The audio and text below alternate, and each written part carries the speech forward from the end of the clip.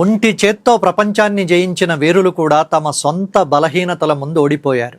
నీ బయట ఉన్న శత్రువు నిన్ను ఒక్కసారి మాత్రమే ఓడిస్తాడు, కానీ నీ లోపల ఉన్న శత్రువు నిన్ను ప్రతిరోజు ఓడిస్తూనే ఉంటాడంటాడు చాణక్యుడు. మీరు ముందు గెలవాల్సింది ప్రపంచాన్ని కాదు, మిమ్మల్ని మీరు. ఇంద్రియాణి వశేకృత్వా ధారయేత్ కార్యసాధక అన్న చాణక్యుడి శ్లోకం మనకు ఒక పరమ సత్యాన్ని చెబుతోంది.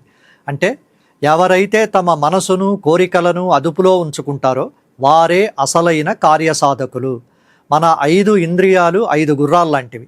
అవి మీ నియంత్రణలో ఉంటేనే మీరు విజేతలు. క్రమశిక్షణ లేని మేధస్సు పదును లేని కత్తి లాంటిది. అది శత్రువును గాయపరచలేదు సరికదా, నీ చేతికే భారం. విచక్షణతో ఏది అవసరమో ఏది అనవసరమో గుర్తించడమే మేధావి లక్షణం. కోపం ఒక 2 అంచుల కత్తి లాంటిది. కోపంలో తీసుకున్న నిర్ణయం ఆత్మహత్యతో సమానం. చాణక్యుడు తనను అవమానించిన నందరాజులపై అక్కడికక్కడే అరవలేదు, తన శక్తిని వృధా చేసుకోలేదు. ఆ కోపాన్ని లోపలే అణుచుకుని ఒక నిరంతరమైన పట్టుదలగా మార్చుకున్నాడు. ఫలితం నందవంశం తుడిచిపెట్టుకుపోయింది, మౌర్య సామ్రాజ్యం ఉద్భవించింది. కోపాన్ని ప్రదర్శించకండి, నిక్షిప్తం చేసుకోండి. అది విధ్వంసం కాదు, ఒక కొత్త సామ్రాజ్యాన్ని నిర్మించే సంకల్పం కావాలి. నేను చేయగలను అన్నది ఆత్మవిశ్వాసం, నేను మాత్రమే చెయ్యగలను అన్నది అహంకారం. అహంకారం కళ్ళకు గంతలు కడుతుంది.